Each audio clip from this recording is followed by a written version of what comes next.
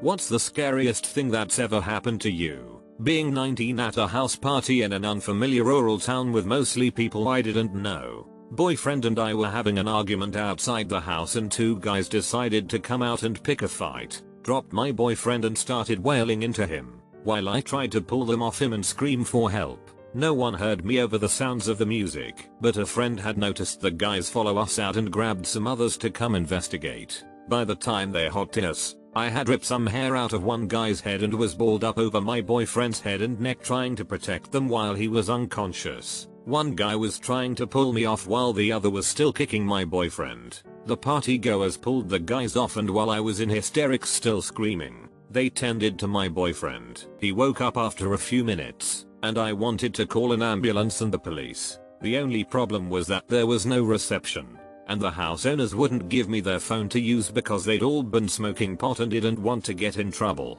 I stayed up all night in a small room with my boyfriend watching him to make sure he didn't have a concussion or pass out again or worse. It was an awful night and I've never been more scared. Only took a few minutes but it felt like hours. Being in a locked bathroom while a fire drill was going off. I was in a halo cast due to having a back surgery so I couldn't move my head or the middle of my body. I must have been like 5. Being almost paralyzed while that terrible alarm was blaring was terrifying. It felt like imminent doom was approaching and you're left defenseless. Scarred me the rest of my childhood to even into high school. I stopped at a light in a questionable part of town and a strange lady hopped into the passenger seat of my car. She told me to drive her to the ATM and get her some money. I told her that I had forgotten my purse and could not do so. My purse was behind my seat and I was really hoping she wouldn't look around and catch my lie. She kept insisting that I give her money and I kept driving and telling her I couldn't. I'm pretty sure the $20 or so dollars I had in the bank would not have been enough anyway. Finally I saw a cop car stopped on the side of the road. I pulled up behind it and told her she could either get out then, or I'd start honking my horn to get the cops' attention. She decided to leave. I was pretty shaken by that. I'm not sure what I would have done if I hadn't seen the cop and she was getting increasingly insistent and I know I would not have won a fight with her. Also, she took my bag of gummy worms.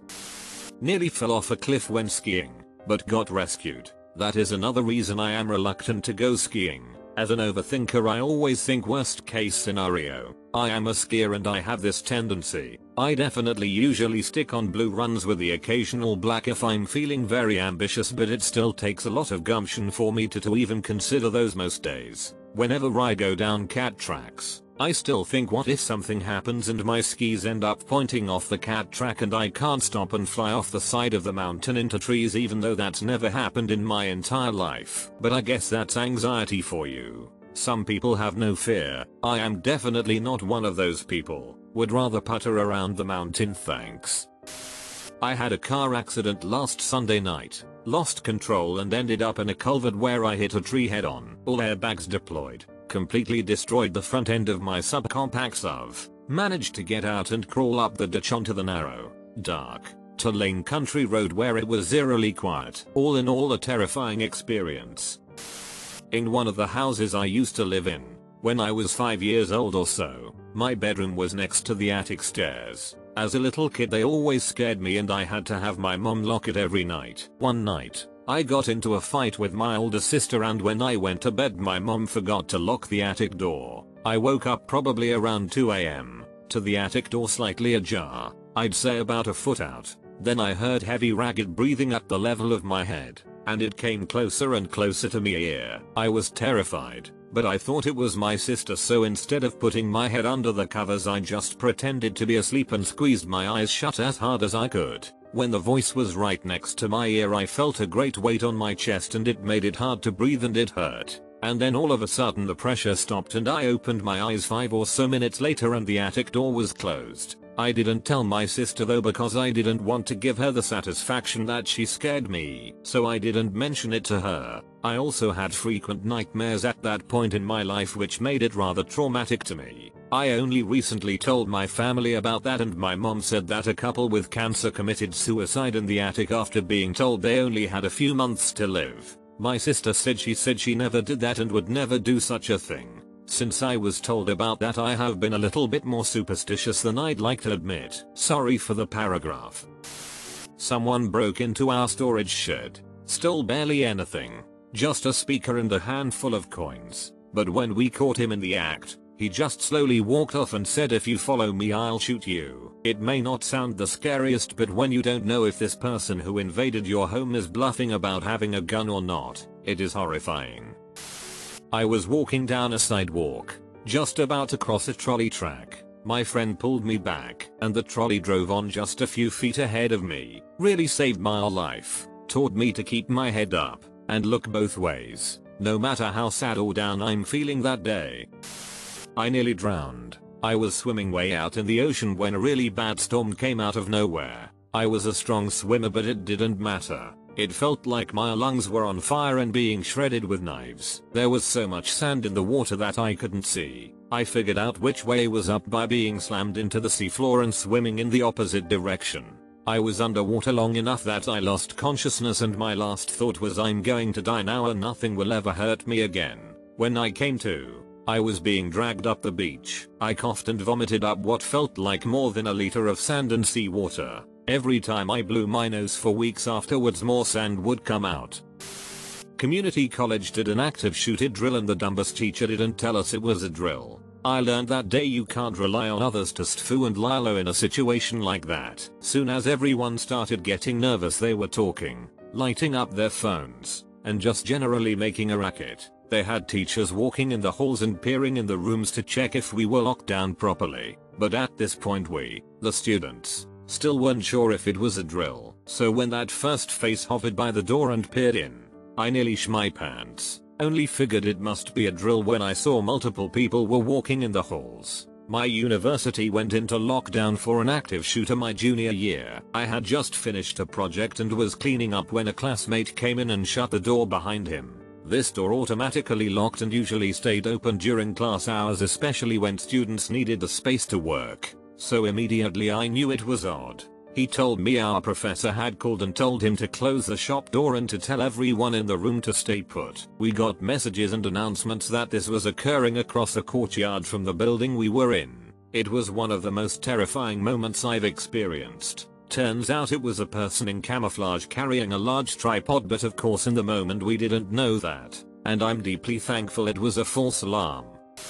Adrenaline wise. Trying to separate two pathologically violent wiener dogs from a very lost porcupine that waddled onto the property, and they are so slow because they don't need to be fast like non-sharp animals. No injuries thankfully, though I had to use my legs like hockey sticks to keep the dogs away until I could safely pick the little murderers up like handbags. X-Files wise, move into my first, petless, apartment an ironclad skeptic when the usual horror movie bullshit starts. The sliding closet doors are always open even though I strongly prefer to keep them closed, and I start experiencing weird bouts of false memories and or sleepwalking. In one of these episodes I distinctly remember just standing in the closet doorway at night doing nothing while I stared into it. I also vividly remember the flash of the television illuminating the walls. I have no prior history of this behavior, and rarely remember my dreams under normal circumstances. At night when my room was almost completely dark, the shadow of my dresser opposite to the bed would always resemble a man in a cloak hunched over facing my laundry basket,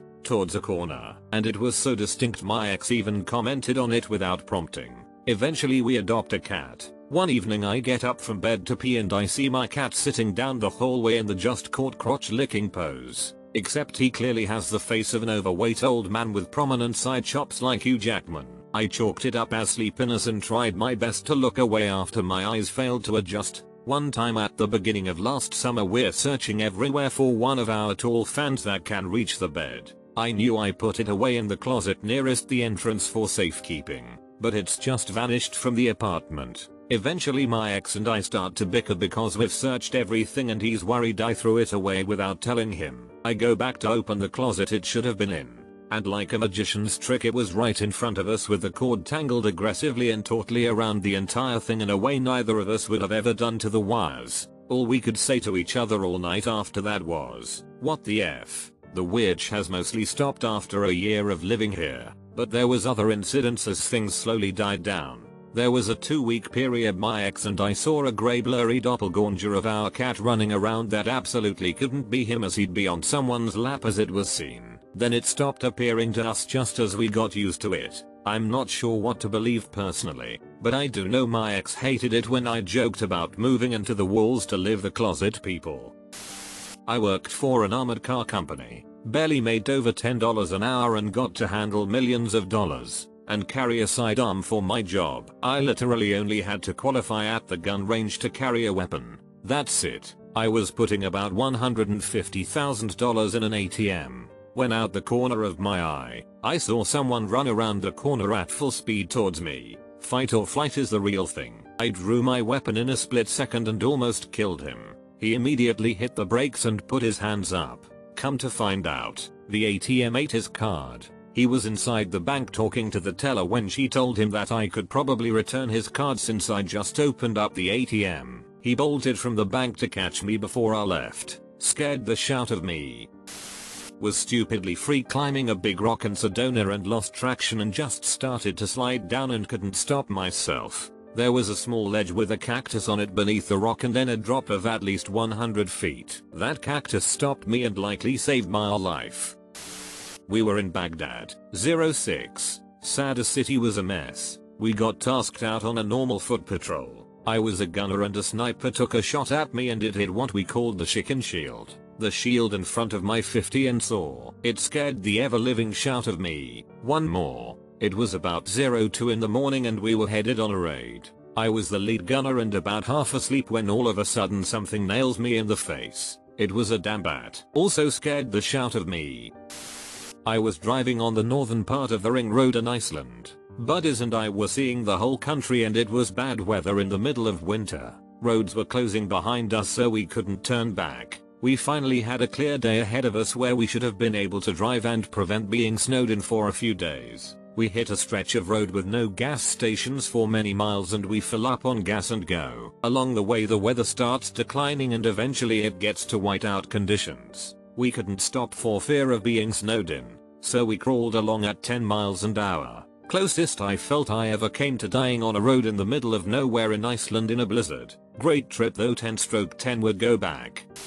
I had filed a sexual harassment complaint at my work 2 years after it initially started, because I thought it had been reported by my coworker who had witnessed it. When I had to go in for a third round of questioning, my head boss asked me, "Why is it affecting you so badly?" And I had to break down and had to tell them about the abuse I went through as a child. It's not something I wanted to talk about, but to have them ask that, I was put on the spot. They didn't do anything to the guy but told him to keep away from me, despite having so many complaints against him from not just me. I was waiting for the left turn light at an intersection when I saw a car running from about 12 police cars come barreling down the road I was on from the opposite direction. It drove between the opposing left lane and left turn lane and fired off an automatic rifle into the air to clear the intersection, passing a few feet away from me as it drove by. The police were apparently chasing some bank robbers. Actually yesterday, I work alone and it was the end of the day. I was having a beer and puffing on my pipe when suddenly 4-5 cops just barge in and rush me with guns drawn. I was getting really pissed because they weren't telling me why they came and they cuffed me in the hallway. After searching my work they released me and told me they were clearing the building in case there was another burglar hiding. They arrested one of our building guards and not a burglar. I'm still searching my work to make sure they didn't plant some evidence. Had an oil fire erupt explosively inside a wood stove. Someone had thrown a pop bottle full of used motor oil and that was capped. It blew the damper clean open and was causing the chimney pipes to shake violently like something in a movie. I emptied a fire extinguisher into it and it worked for a bit, but it reignited and stayed burning but at a considerably slower roll. Was terrifying to nearly have a building burn down on you.